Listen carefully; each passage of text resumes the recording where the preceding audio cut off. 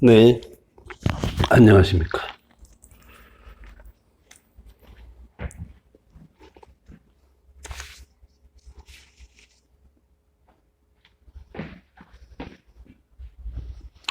네, 안녕하세요. 목소리 들리시죠?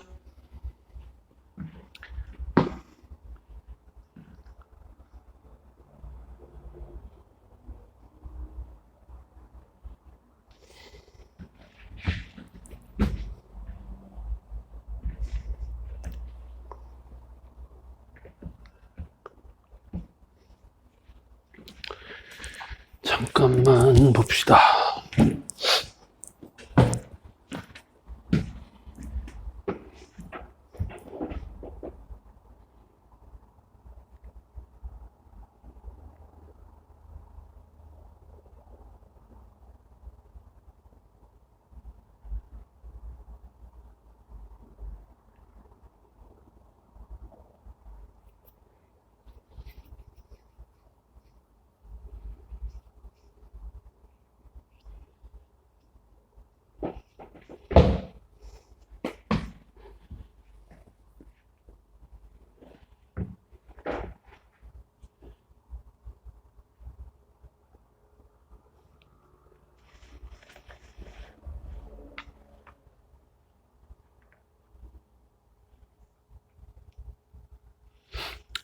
자, 오늘 그 수업에는 9월 모평 문법 할 거거든요.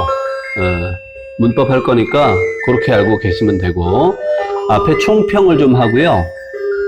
앞에 총평을 좀 하고, 그리고 이제 문법 설명을 드리고 이렇게 고순서를 할 테니까 그렇게 하시면 될 것 같아요.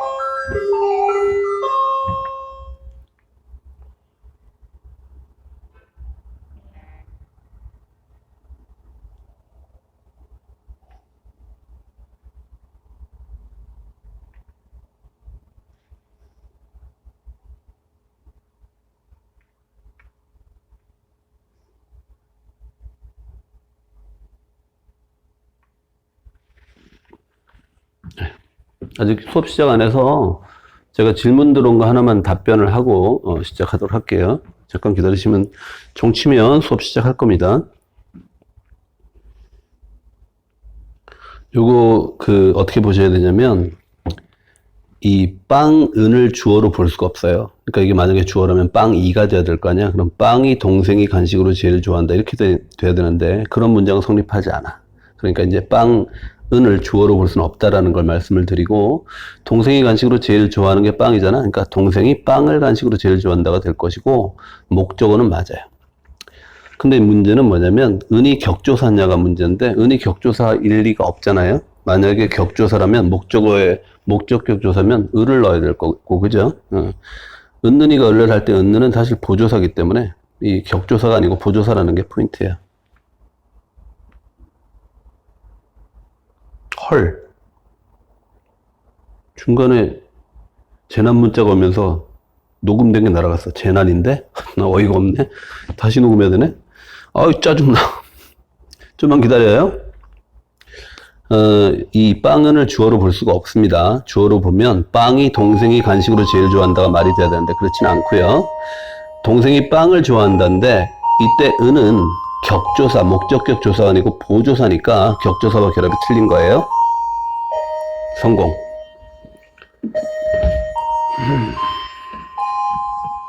잠깐만요. 자, 종친 거 맞죠, 여러분? 네. 빨리 들어오시고. 말씀드렸듯이 오늘 강의 순서가 시험지 총평을 좀 할 거고, 그리고 문법 문제 풀이 할 거고, 이렇게 할 거고요. 여러분 반은 제가 문법만 딱 하면 되니까 문법만 할 거라서 급하지가 않네요. 그래서 총평하고 문법 문제 풀이 할 텐데, 요거 다른 반에도 문법 못한 반에는 올릴 예정인데, 제가 총평을 끝낸 다음에 문법 문제 풀이 들어갈 거니까 총평 끝나면 총평을 지울 겁니다. 그러니까 문법 문제 풀이만 보실 분은 그거 지워지는 거 확인해서 보셔도 됩니다. 자, 여러분 다 들어오셨나요? 시험은 어떻게 힘드시지 않았어요? 간만에 집에 있다가 학원 나와서 하루 종일 모의고사를 본다라는 게 사실 쉬운 일이 아니죠. 고생들 많이 하셨고, 고생하신 거에 대한 대가가 좀 보람이 있으셨는지 모르겠습니다. 제가 이제 총평을 쭉 할 텐데, 여러분 하고 싶은 말이나 궁금한 거나 전반적으로 말씀하시고 싶은 거를, 창에다 올리시면, 질문, 혹은 뭐 궁금한 점, 혹은 뭐 하소연, 뭐든 창에 올리시면 제가 그거 쭉 봐서 제가 대답해 드릴 부분은 대답을 해 드릴 테니까, 그렇게 하시면 좋을 것 같습니다. 자, 일단 총평을 해볼게요. 9월 모평은 6월 모평이랑 굉장히 흡사합니다. 뭐가 흡사하냐면, 평균이요. 평균이 어떻게 나왔냐면, 학원 기준, 이투스 학원 기준 말하겠습니다. 6월 모평 75, 9월 모평 74, 1점 떨어졌습니다. 거의 흡사해요. EBS 평균 말씀드릴게요. EBS 평균, 6월 모평 66, 9월 모평 66 똑같습니다. 거의 0점 몇 점 차이에요. 그러니까 평균이 거의 흡사하다. 그 다음, 그러면 1컷은 한 3점 정도 차이 나잖아요. 1컷은 평균이 비슷한데 왜 1컷은 3점 정도 떨어졌느냐.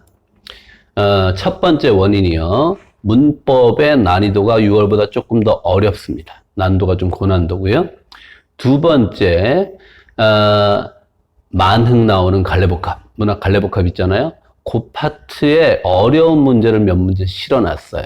그러니까 시간 안배 실패했을 확률도 좀 있고, 원래 안 틀리던 문학 쪽에서 문제를 틀리면서 약간 1컷이 내려온 것 같다라는 생각을 저는 해요. 조금 더 추가로 말씀을 드리자면, 화작은 쉽습니다, 여러분. 화작 오답률이 어떤지 제가 읊어볼 테니까 들어보세요.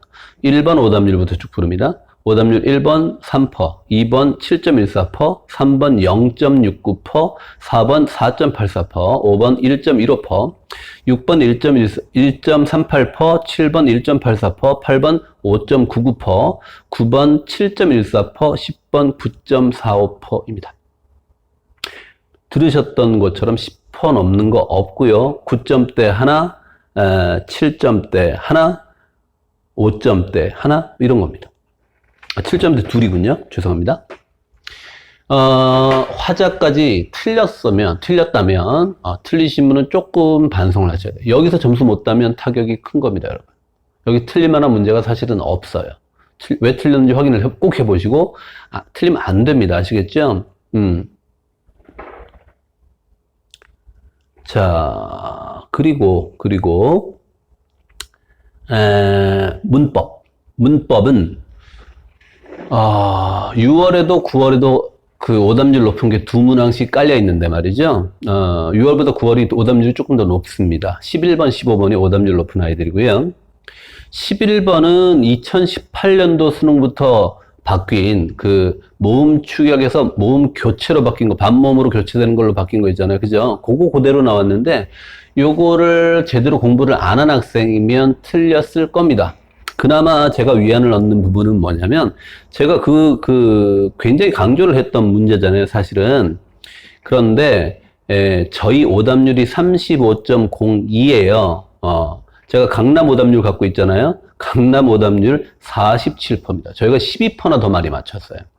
제가 말씀드렸지만, 강남은 문법 정규 수업 없습니다.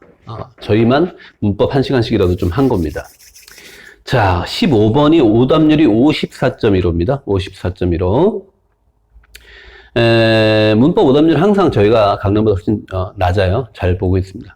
강남 56%인데 저희 54.15고, 이게 왜 이렇게 오답률이 높냐면, 일반적으로 우리가 문법을 모의고사에서 평가원에서 어떻게 했냐면, 지식을 주고, 배경 지식을 주고, 그 배경 지식을 활용해서 문제를 풀게 했는데, 15번 문제는 배경 지식을 물어봤죠. 지식 자체를 물어봤기 때문에 지식을 머릿속에 안 갖고 있는 사람은 틀렸습니다. 그렇게 생각할 수 있어요. 그리고 이제 나머지 문학하고 비문학에 대해서 말씀을 드리면, 문학의 연계율은 6월보다 높습니다. 왜 그러냐면 6월 모평에서 연계인 듯 연계 아닌 연계 같은 너가 나왔었잖아요. 예를 들어서 그 황망근인 줄 알았더니 토끼 귀신이었던 그 소설 지문 같은 경우에 그렇습니다. 그러니까 연계였지만 실질적으로 도움을 못 받은 그런 지문이 있었습니다만 이번 9월 모평은 연계율이 높아요. 그래서 예컨대 첫 번째 소설 지문 같은 경우에도 이기영 고향 같은 경우에도 중략 이전과 중략 이후로 나뉘는데 중략 이전은 우리가 안 배운 부분, 중략 이후는 우리가 배운 부분 이렇게 반반씩 섞여 있기 때문에 옛날처럼 연계율을 많이 높여놨다라고 생각할 수 있어요. 다만 아까 말씀드렸듯이 갈래복합 지문이 좀 특이하게 나온 게 우리가 뭐 시즌3 교재에서 많이 보긴 했습니다만 가의 비문학을 주고 그리고 나의 연계 고전 시가를 주고 다의 비연계 고전 수필을 줬잖아요. 여기서 킬러 문항을 한 2개 어려운 문제를 2개 넣어놨기 때문에 거기서 시간 안배를 못했으면 좀 전반적으로 타격이 컸을 것 같아요. 그러니까 보세요. 내가 문학은 다 맞춰. 내가 고전 시간은 내가 자신 있어. 만흥 내가 빠삭하게 알아. 이런 생각을 가지고 안 풀리는 문제를 계속 붙잡고 있었다면 붙잡은 문제도 오답으로 점수 날렸고 다른 지문도 못 풀었을 소지가 있습니다. 그래서 그쪽 파트는 조금 우리가 다시 한번 좀 고민을 해봐야 되는 거 아니냐. 시간 안배를 못했다면 그 정도이고 나머지는 다 연계율이 높아요. 그래서 문학은 연계를 공부를 해놓는 게 맞다 싶고 6월 모평에서 그 관동별곡은 고전 시가가 비연계로 5조 5억 년 만에 이렇게 나왔었지만 이번에는 연계를 했기 때문에 아마 수능도 연계 확률이 높지 않나 싶습니다. 지금 사태가 사태이니만큼 코로나 관련된 뭐 비문학도 많이 실려 있습니다만 코로나 사태가 사태인 만큼 6월, 9월 수준 정도로 출제가 될 것 같고 수능은 그렇다면 충분히 우리가 승부를 볼 만한 시험지겠다라고 예상도 할 수 있고 우리가 연계 문학을 많이 공부를 해놓으면 고3 애들은 그런 거 지금 할 여력이 없습니다. 그래서 우리가 연계 문학을 많이 공부해 놓으면 실질 연계도도 높을 수 있기 때문에 도움 많이 받을 수 있다라는 거 한번 생각해 보셔야 됩니다. 남은 게 비문학인데 비문학에 대해서만 조금 썰을 풀고 문법 바로 갈 텐데요. 비문학은 제가 6월 모평 때 이런 말씀을 드린 적이 있습니다.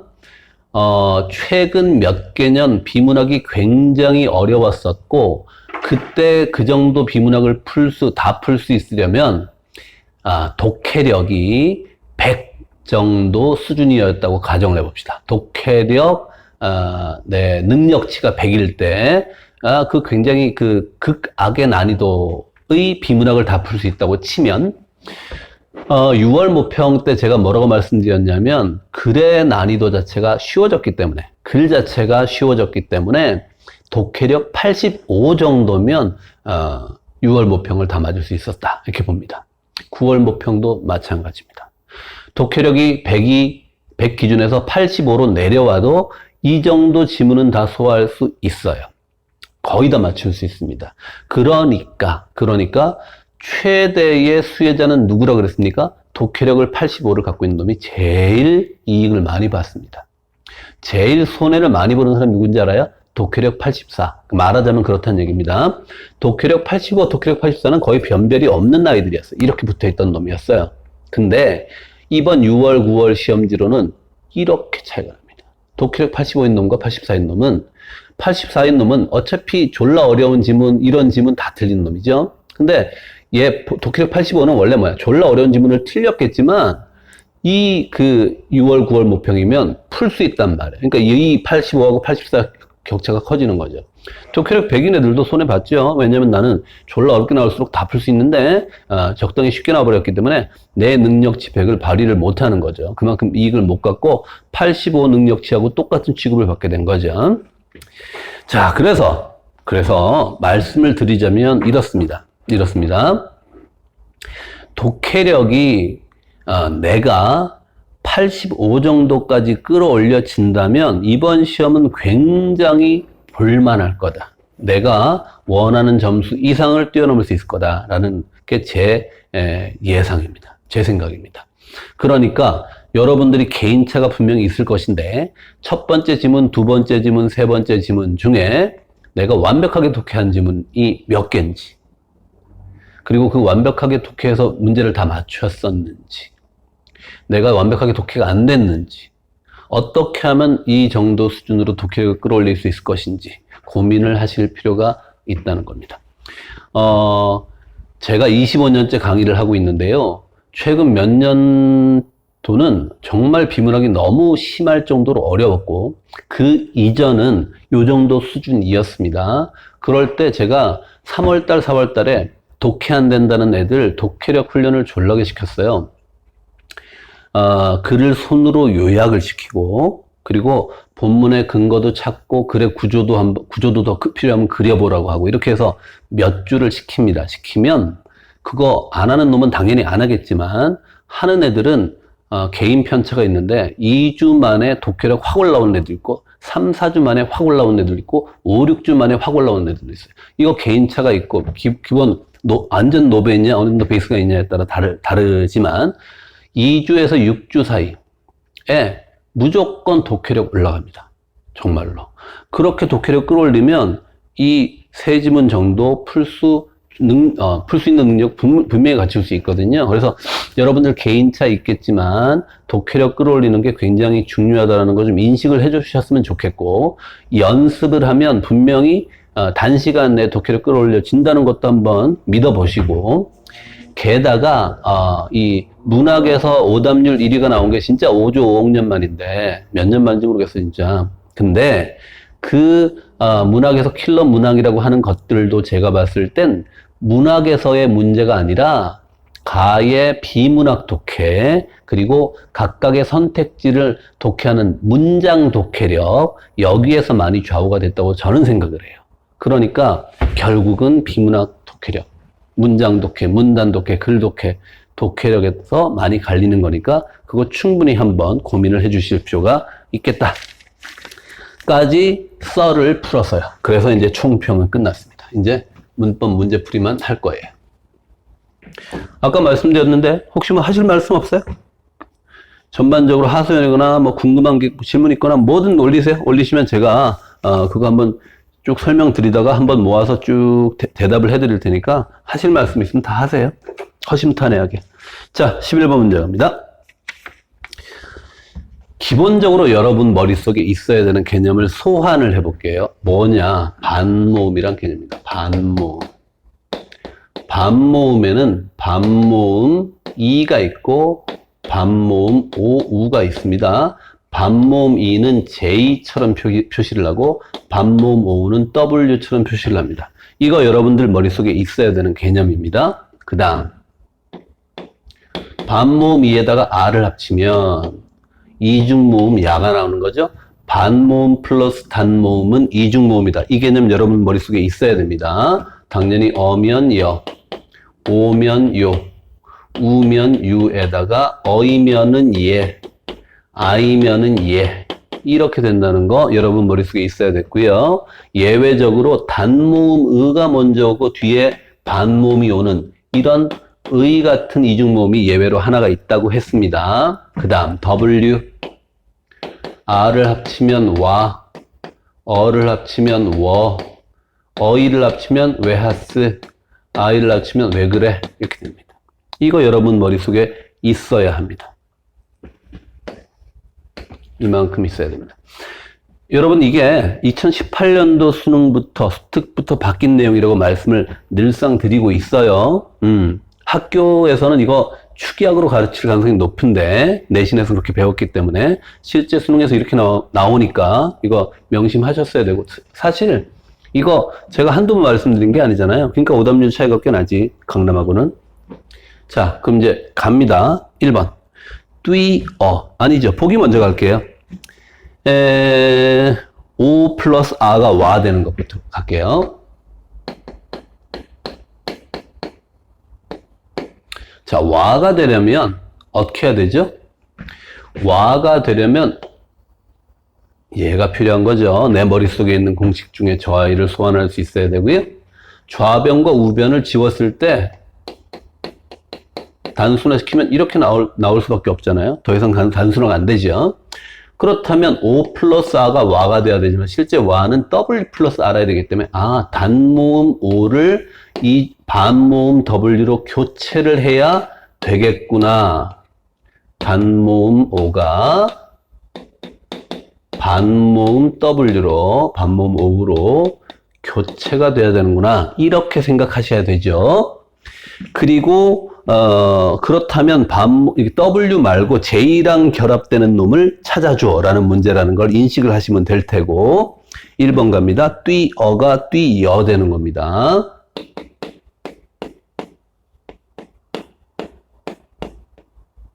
자, 단순화시키면 똑같은 걸 지울 수 있겠네요. 이렇게 단순화가 되겠습니다. 하지만 공식상 여가 만들어지려면 이 상태가 필요한 것이고 내가 갖고 있는 건 어밖에 없으니까 앞에 반모음이를 첨가를 해야 되는 거군요. 그래서 이 음운 변동은 반모음이 첨가구나. 1번은 답이 아니구나가 돼야 되겠습니다. 2번 차아도 이건 너무 쉬워서요.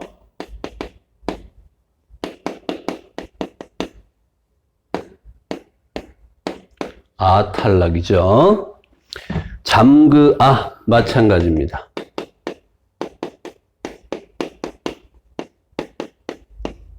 잠잠 기억 탈락이죠. 탈락. 얘네들은 탈락입니다. 견디어서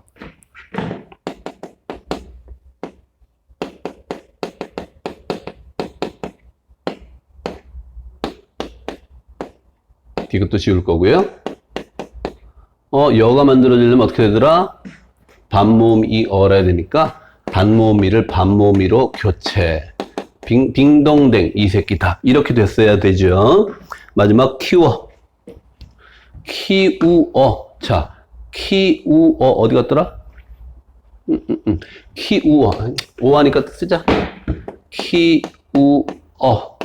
키우어. 그럼 어떻게 됩니까? 키키, 우어, 우어, 워가 되려면 이렇게 돼야 되니까 우를 W로 교체. 근데 이거는 반모음 이가 아니고 반모음 오 교체니까 복이랑 똑같은 놈. 이렇게 해서 답이 4번.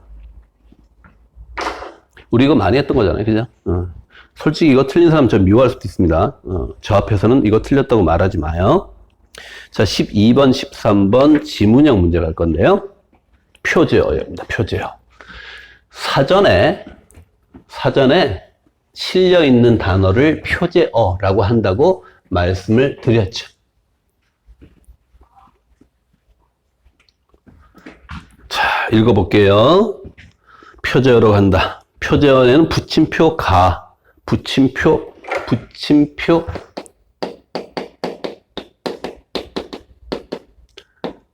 요거를 붙임표로 간다 겁니다.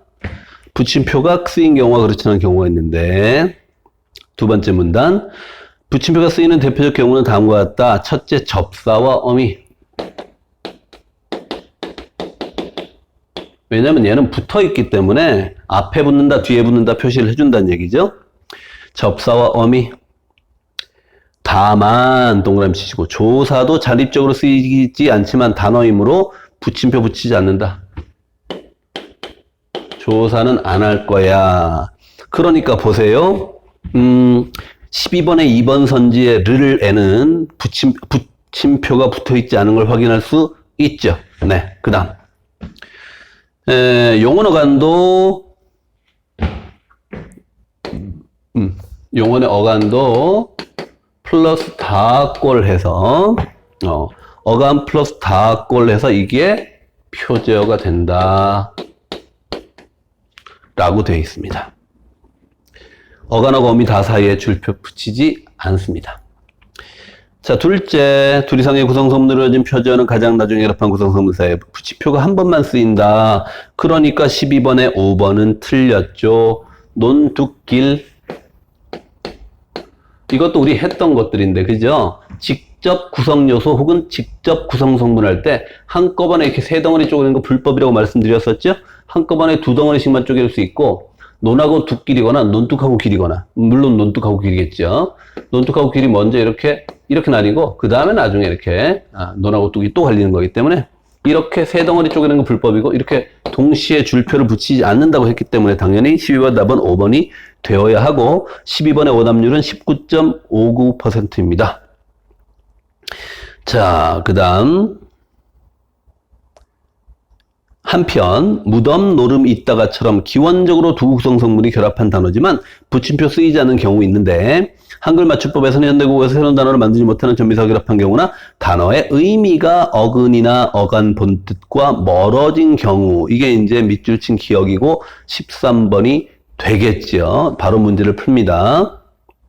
조차 자주 차마 부터가 쓰인 문장과 이 단어들의 어원이 되는 용언이 쓰인 문장의 쌍들이다 라고 설명을 해줬습니다. 그래서 나조차의 조차와 생각을 좇았다의 좇았다가 있습니다. 밑에 좇았다가 뭡니까? 어원이 되는 용언이고 여기서 조차란 말이 나왔다.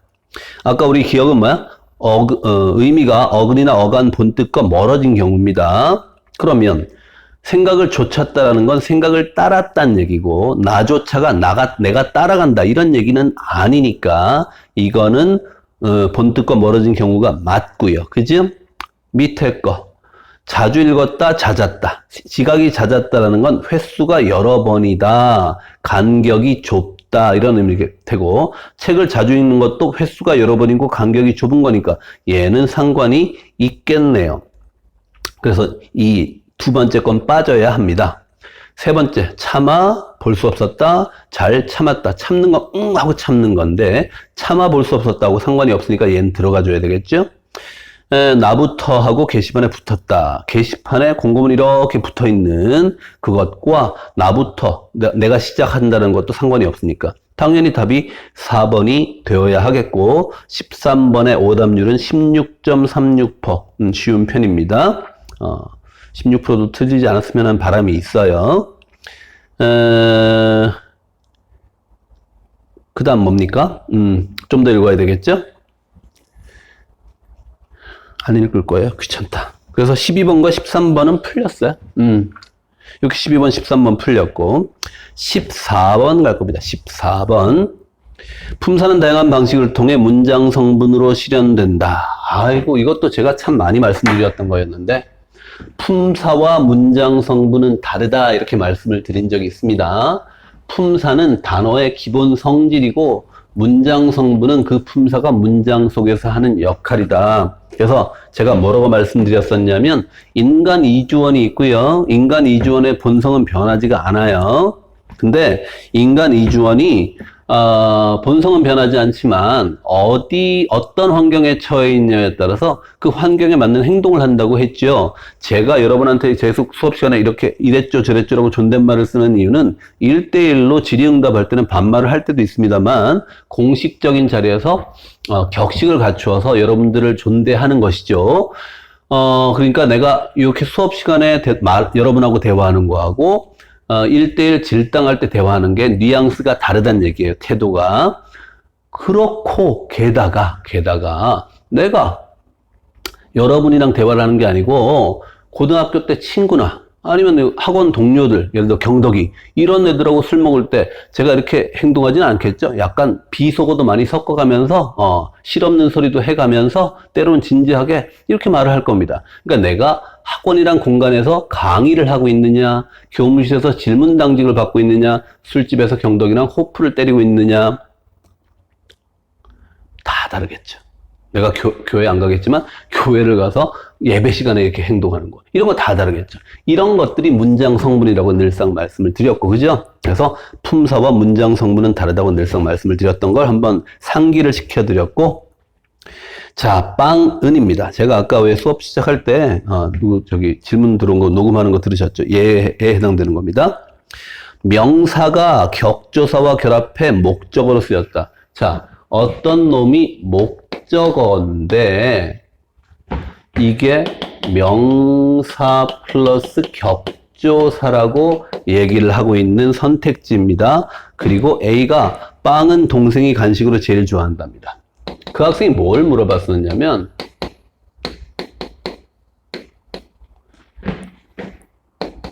그냥 나머지는 필요 없으니까 이렇게만 적을게요. 이게 혹시 서술절이냐? 이게 주어고. 이렇게 물어본 거거든요. 그래서 내가 넌넨네우라고 말했죠. 왜? 만약에 이게 주어라면 이렇게 격조사를 바꿀 수 있겠죠?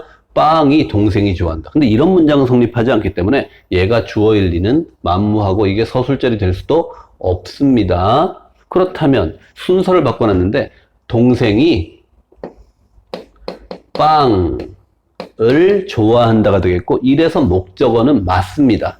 근데 빵을이라고 적었으면 명사 플러스 목적격 조사이겠습니다만은 여기는 은이 붙어 있고 은은 보조사지 격조사가 아니잖아요. 그게 틀렸네요. 그렇다면 명사가 보조사와 결합해 목적어로 쓰였다는 참이 되고, 그죠? 그러니까 한 글자 격조사냐 보조사냐 한 글자로 참과 거짓이 갈리는 거예요. 제가 늘상 말씀을 드리지만 요즘 문법 문제 어렵게 나오고 디테일하게 나오니까 여러분들이 문제를 풀 때 어떻게 생각하시라고 했죠? 내가 출제자라면 제일 티 안 나는 뭔가를 바꿔서 표시가 안 나게 틀린 문장 만들 거야 라는 생각을 함께 해주란 말이야. 출제자처럼. 그래서 이 새끼가 보를 격으로 바꿔놨구나 이렇게 생각을 하셔야 됩니다. 그렇게 문제를 푸시면 문제 푸는 게 재미가 있죠. 이 새끼는 절대 답이 안 되는구나 알기 때문에.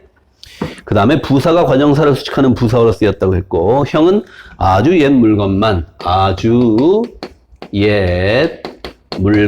이렇게 돼 있네요. 옛은 물건을 꾸미고 아주는 옛을 꾸민다. 이거 와야 됩니다. 요 정도 오시겠습니까? 자, 그 다음 물건의 품사는 명사입니다. 그리고 옛은 명사를 꾸미고 있습니다. 즉 관형사입니다. 여기까지 오시겠습니까? 그 다음에 아주는 품사가 부사입니다. 이거 아셔야 됩니다. 그리고 부사인데 관형사를 꾸미고 있는 예외적 용법입니다. 부사가 관형사를 수식하는 부사어로 쓰였다. 부사니까 부사어로 쓰였죠. 하지만 관형사를 꾸미고 있는 거죠. 좀 특이하게 답이 2번이죠. 이렇게 풀어주셔야 됐고요.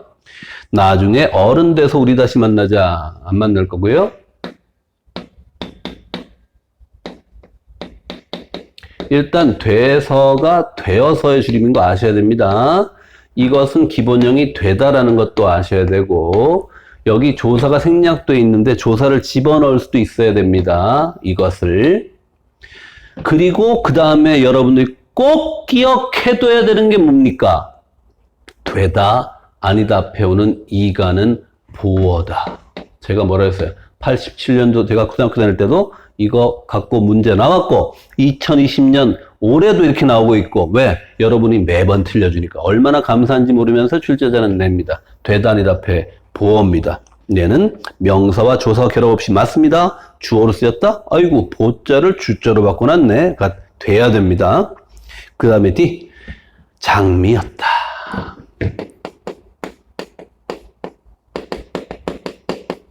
여러분은 이렇게 바꿀 수 있어야 하고 그리고 이것은 이다에서 나온 말인 걸 알아야 되고 이게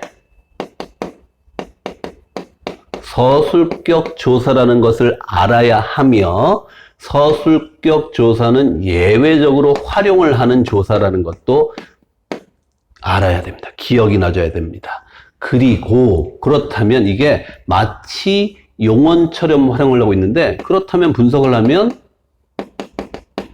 이렇게 될 것이고 이때 ot은 과거 시제 선어말 어미인 것도 과거 시제 선어말 어미인 것도 기억이 나줘야 되겠군요. 그리고 선택지가 뭐라고 말했습니까? 명사가 어미랑 직접 결합해. 명사 무엇이었다 그랬습니까? 장미요. 명사가 누구랑 직접 결합해? 어미랑 직접 결합해? 웃기지 마. 여기 이가 있는데. 그러니까 얘가 직접 결합하는 게 아니잖아. 직접 아니잖아. 여기서 직접을 빼면 맞는 말일까요? 명사가 어미와 결합한 건 맞습니다. 서술로 쓰인 건 맞습니다. 직접이 틀렸네요. 그 다음 이 다람쥐 3마리가 나무를 오른다. 새. 자, 이거 뭘 헷갈려 달라는 얘기죠? 수사랑 헷갈려 달라는 얘기죠? 관형사인데요. 그래서 수사가 명사를 수식하는 관형을 쓰였다. 아니고요. 관형사요. 그렇게 틀린 겁니다. 답은 2번. 그런데 여러분, 저는 14번이 어려워요 라는 건 뭐 때문이었을까요? 제가 지금 쭉 써드린 거만 알면 당연히 풀 수 있어야 되는데 왜 어려웠을까요? 그 이유 중에 하나를 제가 설명을 드려볼게요. 몇 분이니? 아직 시간 있지? 설명을 드려볼게요. 잘 보세요. 여러분이 제가 수업 시간에 이렇게 말씀드린 적이 있습니다. 품사는 문법에서 비중이 한 50% 됩니다. 품사를 제대로 정리하지 못했다면 늘상 문제 풀다가 두 문제 중에 한 문제는 이것 때문에 걸립니다. 잘 안 풀립니다. 그래서 이건 꼭 정리를 해야 된다고 말씀을 드렸고, 그래서 제가 문제 설명을 드릴 때 이렇게 요 과정을 거치라고 말씀드린 게 있는데 그걸 다시 한번 반복해 드릴게요. 만약에 이게 안 되어 계신 분이었다면 꼭 이번 기회에 정리하세요. 네, 분명히 정리하셔야 됩니다. 제가 다시 한번 설명해 드릴게요. 지금 요 위에가 반사가 돼서 잘 안 보이기 때문에 요 밑에만 활용해서 좀 조그맣게 쓸 거니까 잘 보세요. 자, 어떤 단어를 던져주고 이 단어의 품사가 뭔지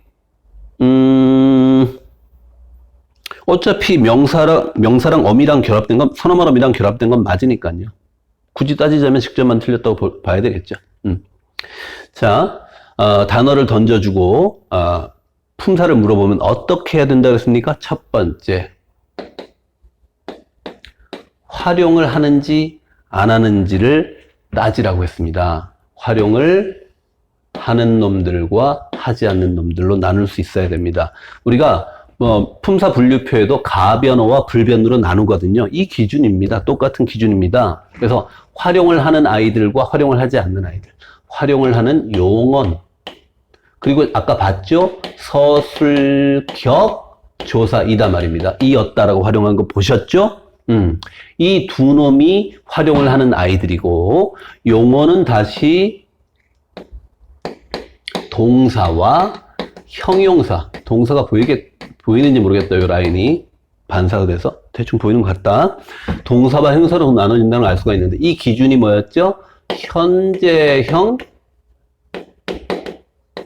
니은다가 되는가 안 되는 거였죠? 요거 중요하죠. 이건 맨날 써먹는 거니까. 그래서 얘는 달린다가 되고, 얘는 예쁜다가 안 되고 했었잖아. 그치? 자, 이제 밑에 아이들입니다. 여기는 좀 아이들이 많기 때문에 또 다른 기준을 대입을 해줄 것인데, 이게 바로 플러스 격조사입니다. 격조사가 붙을 수 있는 놈과 없는 놈을 나누면 되죠. 없는 놈부터 할게요. 없는 놈들은 다시 명사를 수식하는지 아닌지에 따라서 명사를 수식하는 관형사와 그렇지 않은 부사로 쪼개지고 끝입니다. 얘는. 여긴 끝. 이렇게 써야 여러분들이 헷갈리지 않겠네요. 명사 수식하는 놈, 안 하는 놈. 얘는 뭡니까? 체언이죠. 체언은 명사와 대명사와 수사. 그래서 이 수사는 뭐 숫자고, 그죠? 대명사는 인칭, 대명사 1인칭, 2인칭, 3인칭, 재귀칭, 미지칭, 부자칭 이런 거 쭉 설명드렸던 기억이 있죠? 명사는 의존명사와 조사 구분해야 된다고, 어미나 조사 구분해야 된다. 이거 쭉. 어쨌든 기본 틀은 이겁니다, 여러분. 이게 여러분들 머릿속에 있으셔야 돼요. 이게 문법 전반의 50%는 차지한다고 말씀을 드렸어요, 분명히. 자, 다시 5번 선지로 가서 다람쥐 3마리라고 했잖아요. 이게 왜 수사가 아닌지를 다른 예를 들어서 설명해 볼게요. 대명사와 관형사, 수사와 관형사가 맨날 나오는 건데 그의 책 어떻습니까? 그의 책은 히스북이고 그 책은 댓북이요. 그지요? 여기 격조사의 관형격 조사가 붙어 있는 거 보이시죠? 그러니까 얘는 그는 대명사가 되는 겁니다. 하지만 그 책 뒤에 조사 붙여보세요. 의미가 이상하게 달라집니다. 여기 조사 못 붙죠? 이건 뭡니까? 관형사입니다. 그죠? 다음 5이 모여서 떠들어댔습니다. 5명이 모여서 떠들어댔습니다. 이 다섯을 볼 겁니다. 이거 주격조사네요. 그러니까 얘는 뭐가 돼요? 수사가 되는 겁니다. 여기 격조사 붙일 수 있나요? 못 붙이죠? 이거 의존명사. 요 사이에 조사 못 붙죠? 그렇다면 얘는 뭐가 됩니까? 관형사. 관형사입니다. 자, 새 어때요? 새 뒤에 조사 붙을 거예요? 못 붙죠? 수사 아니죠? 관형사죠? 그러니까 보세요. 내가 14번을 못 풀었어. 뭘까요? 이거 몰랐거나. 제가 아까 필기해 드렸던 디테일, 한 글자씩 바꿔놓는 거 확인할 수 있는 그 디테일 알아야 되는 거예요. 아시겠죠? 15번. 자, 15번이 오답률이 굉장히 높습니다, 여러분. 이거 꼭 챙겨요. 아시겠죠?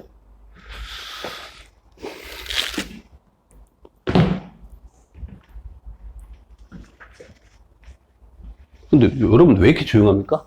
다들 접속만 해놓고 딴짓 하는 겁니까? 15번 오답률 왜 이렇게 높을까요? 오답률이 높은 이유 아까 말씀드렸죠? 배경 지식을 물어봤기 때문에. 뭘 물어봤나 볼게요. 말싸미와 홀바이에 쓰인 주격조사는 형태가 동일하고 주격조사의 형태 중세국어에서 주격조사의 형태 일반적으로 보기에 주고 문제를 냈지 이번에는 그냥 니네들 머릿속에서 소환해내랍니다. 자, 주격조사 세 가지 있습니다. 받침이 있는 단어 뒤에 오는 이와 일반적인 모음 뒤에 오는 짝대기 그리고 이 계열 모음 요거 디테일하게 설명하면 이나 반모음 이로 끝나는 이런 뜻입니다. 이게 이 말이에요. 지금 그 뒤에 아무것도 안 오는 요거를 갖고 문제를 낸 거죠. 이거 여러분 머릿속에 있어야 됩니다. 제 머릿속에는 있죠. 항상 안 보고 필기를 해드리니까 그지? 여러분 머릿속에 이게 있느냐 없느냐로 15번 답이 갈리는 거 2점이 왔다 갔다 하는 겁니다.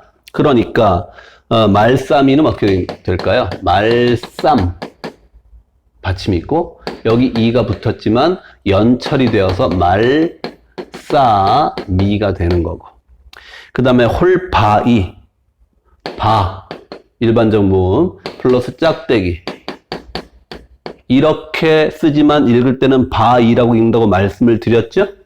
우리 눈에는 이 짝대기들만 보일 수 있지만 사실은 이게 연철이 됐는데 이거가 붙어서 연철이 됐던 거고 얘는 짝대기 못 푼 거.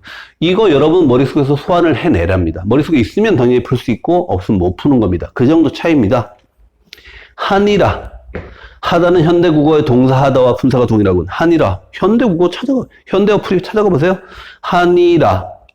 많다. 아하, 많다의 품사를 물어봤어? 그럼 아까 또 그거잖아. 활용을 하고 현재형 니은다가 안 되는 형용사라고. 근데 하다는 동사고. 이게 같아요? 당연히 다르죠. 자, 3번 이 날과 세로에는 동일한 강약을 표시하는 방점이 있었고. 자, 이것도 말입니다. 방점이 뭐예요? 모르면 꽝이잖아요. 이거 여러분 머릿속에 있으면 풀고 없으면 못 푸는 겁니다. 방점이라 함은 사성법을 표현하는 점인데 사성법은 이렇게 생겼죠. 평성, 거성, 상성 그리고 이쪽은 입성이고 이건 사실 별 필요가 없고요. 평성은 낮은 소리, 평범한 소리, 글자 왼쪽에 점을 찍지 않아요. 거성은 높은 소리, 글자 왼쪽에 점을 하나 찍어요. 상성은 낮았다가 높아지는 소리, 글자 왼쪽에 점을 2개 찍어요. 자, 여기 보니까 이 날 세로는 점이 하나씩 다 거성입니다. 여기서 뭐라고? 높낮이라고. 높낮이를 뭘로 바꿔놨나요? 강약이라고 돼 있네. 강약. 자, 방점이 뭔지 모르면 아예 손을 못 대겠죠? 방점이 높낮이라는 걸 알아야 정확하게 또 풀 수 있겠죠? 아니면 그건 아는데 서둘러서 읽다 보니까 강약이 핵심한 게 안 보여. 그럼 틀리겠죠. 근데 제가 뭐라 그랬습니까? 출제자가 티 안 나는 뭔가를 손을 봐서 틀린 문장 만든다니까. 그러니까 훑어 읽으면, 이렇게 쭉 읽으면 티 안 나는 뭔가가 보일 리가 만무한데요. 그렇게 푸시면 안 될 것 같은데요. 그 다음 헤어와 뼈난크이 하고죠. 얘는 모두 피동 표현이 쓰였군. 헤어는 뭐라고 해석이 돼 있나요? 하여금. 뼈난크이 하고자는 뭐라고 돼 있습니까? 편하게 하고자. 이거 피동입니까? 당하는 건 절대 아닐 텐데요. 그 다음 쓰메에는 사용하다 의미를 짓는 동사 쓰다가 쓰였군. 어머 씨발, 이거 또 무슨 말이야? 자, 보세요. 가만히 있어봐라. 여기는 보이지? 여러분, 저게 제일 어려운 걸 수도 있습니다. 여러분, 이게 있고요. 쓰다가 쓰였군 그랬잖아. 이게 어떻게 됐다? 수매가 된 거지. 이거 알려면 어떻게 되죠? 일단 어간이 여기야. 기본형에서 발을 빼놨던 어간이. 그 다음에 우 플러스 미음 해서 이렇게 된 거야 라는 걸 알아야 되고, 여기에 다시 애를 붙이면 연철돼서 이렇게 되는 것까지 알아야 되네요. 그럼 이건 뭘까요? 쓰다의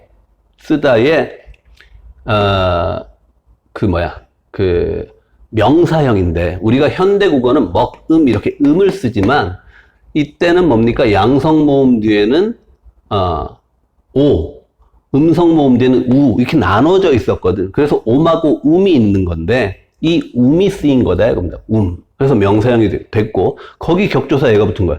이거 여러분들 알겠습니까? 거의 고1, 고2 때 내신으로 이거 배울 때 달달달 외웠으면 아닐까? 이건 모르는 거죠.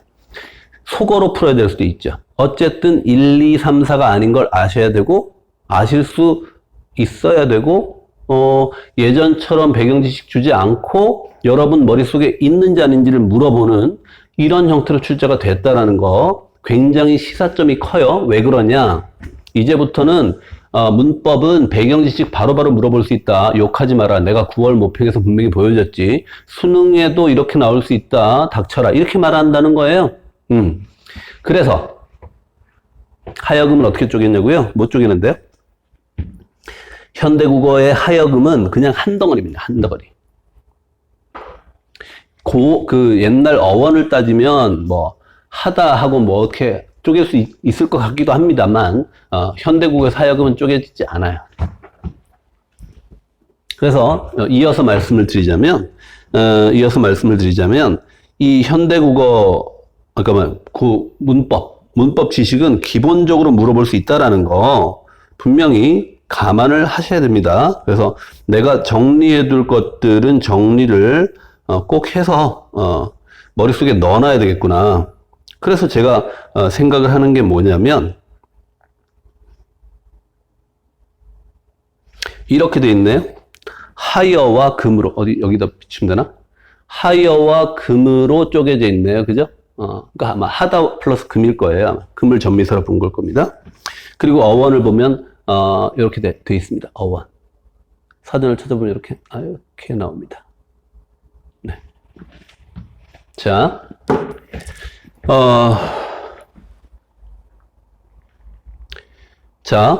여기서 우리가 생각하셔야 되는 게 뭐냐? 우리가 머릿속에 정리해둘, 갈무리해둘 문법 지식은 갈무리를 안 해놓으면 안 되겠다라는 거고. 그래서 제가 뭘 생각을 하냐면, 우리 올해 수특을 많이 반영했잖아요? 그 11번 문제도 올해 수특을 그대로 반영한 걸로 봐야 되잖아요?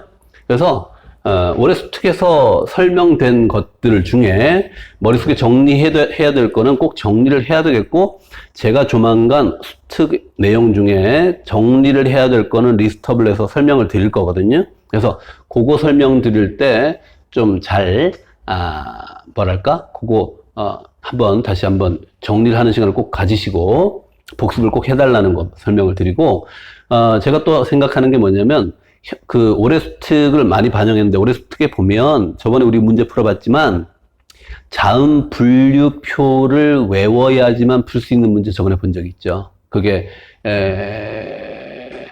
수특 실전이 아니고 복합인가? 거기 3회 에서 자음 분류표에서 파열, 파찰, 마찰 구분해야 문제 풀리는 거 있었잖아. 그지? 그거 나올 수 있습니다. 그러니까 막판 되면 우리 슬슬 자음 분류표까지 외워놔야 될 판입니다. 15번 문제는 고전 문법인데다가 배경 지식을 직접 물어봤기 때문에 파괴력이 꽤 컸던 거고 여러분들이 틀렸을 수 있습니다. 15번 문제 틀린 거 저 불만 없고요. 공부하시면 되고요. 11번 문제 틀린 건 좀 불만 있습니다. 제가 많이 설명드렸던 거라. 자, 대략 이래요. 이렇게 문법은 설명을 다 제가 드린 것 같습니다. 혹시 미진하거나 혹은 문법 이외에 뭐 출제 경향에 대한 설명 중에 궁금한 사항이 있거나 하소연하실 게 있거나 공부 방향에 대한 어떤 질문이 있거나 뭐든 상관없으니까 말씀을 하세요. 지금 한 3, 4분 남았습니다.